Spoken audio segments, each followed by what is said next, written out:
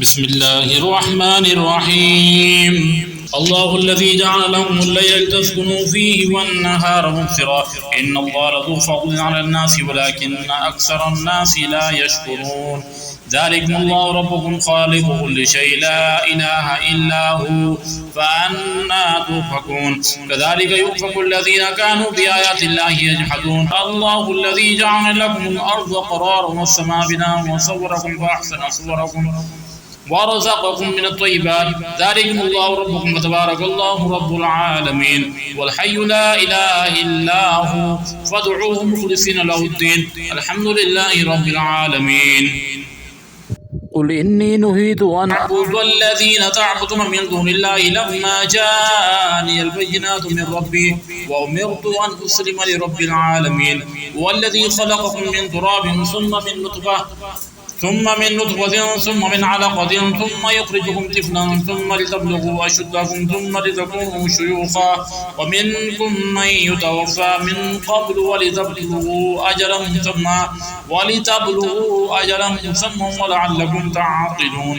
والذي يحيي ويميت فإذا قضى أمرا فإنما يقول له كن فيكون. ألم تر إلى الذين يجادلون في آيات الله أنى يصرفون الذين كذبوا بالكتاب وما أرسلنا به رسلنا وسوف يعلمون إذ الأغلال في أعناقهم والسلاسل يسحبون في الحميم ثم في النار يسجرون.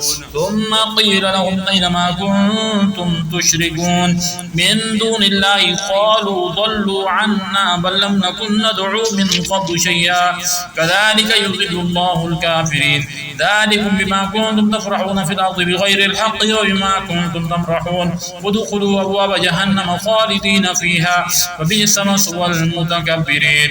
واصبر إن وعد الله حق وإما نرينك بعض الذين نعدهم أو نتوفينك فإلينا يرجعون.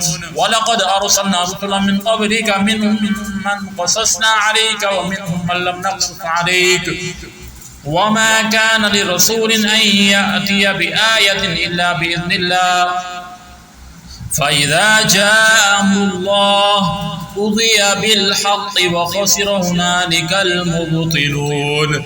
الله الذي جعل لكم الأنعام لتركبوا منها ومنها تأكلون ولكم فيها منافع ولتبلغوا عليها حاجة في صدوركم وعليها وعلى الفلك تحملون ويريكم آياته فأي آيات الله تنكرون. أفلم يسيروا في الأرض فينظروا كيف كان عاقبة الذين من قبلهم كانوا أكثر منهم وأشد قوة وآثارا في الأرض فما أغنى عنهم ما كانوا يكسبون.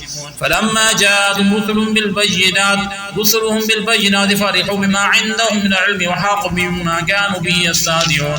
فلما رأوا بأسنا قالوا آمنا بالله وحده وكفرنا بما كنا به مشركين. فلم يكن ينفعهم إيمانهم لما رأوا بأسنا سنة الله التي قد خلت في عباده وخسر هنالك الكافرون. صدق الله العظيم.